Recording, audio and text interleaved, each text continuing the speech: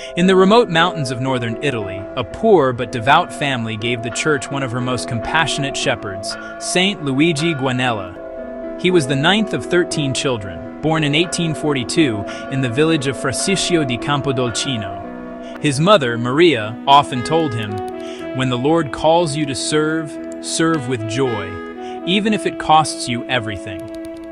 And Luigi took those words to heart. At only 12 years old, he entered the seminary and in 1866 was ordained a priest. From the very beginning, his ministry burned with one purpose, to draw every soul to the heart of Christ. He prayed, "O my Jesus, draw me entirely to you. Draw me with all the love of my heart. My heart cannot rest until it rests in yours." In Turin, Father Luigi worked beside St. John Bosco, caring for homeless and abandoned children.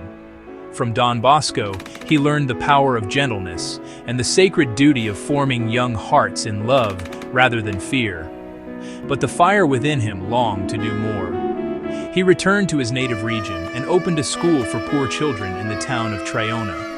Yet his mission met fierce resistance. Local anti-Catholic groups shut down the school, forcing Luigi to begin again, from nothing. Still, he did not curse the darkness. He simply carried the light elsewhere. In 1881, he arrived in the lakeside town of Pianello del Lario.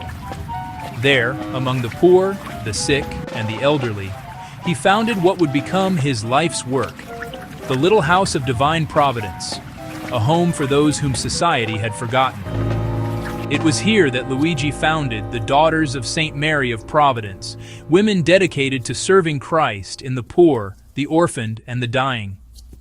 Years later, seeing the same need among men, he founded the Servants of Charity, known today as the Guanellians.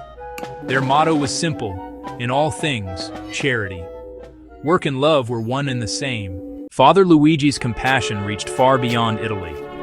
He reclaimed marshland for farmers, built homes for the handicapped, and even journeyed to the United States in 1912 to comfort Italian immigrants who had crossed the ocean searching for hope.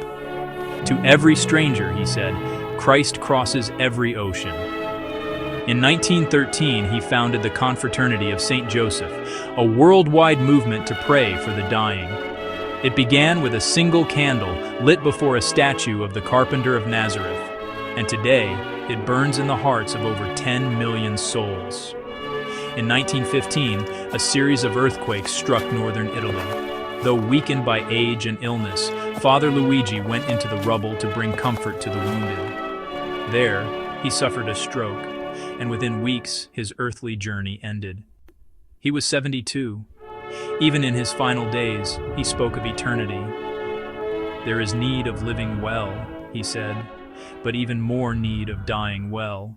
Saint Luigi Guanella was canonized by Pope Benedict XVI in 2011. His works of mercy continue through the Daughters of St. Mary of Providence, the Servants of Charity, and countless hearts formed by his example. To this day, his prayer remains the heartbeat of his mission. We may never make the church into a hallway or a public square. The church is the heart of God, the door of mercy for all. Saint Luigi Guanella, priest, founder, and father to the forgotten, a man whose every breath whispered the same truth: Providence never fails.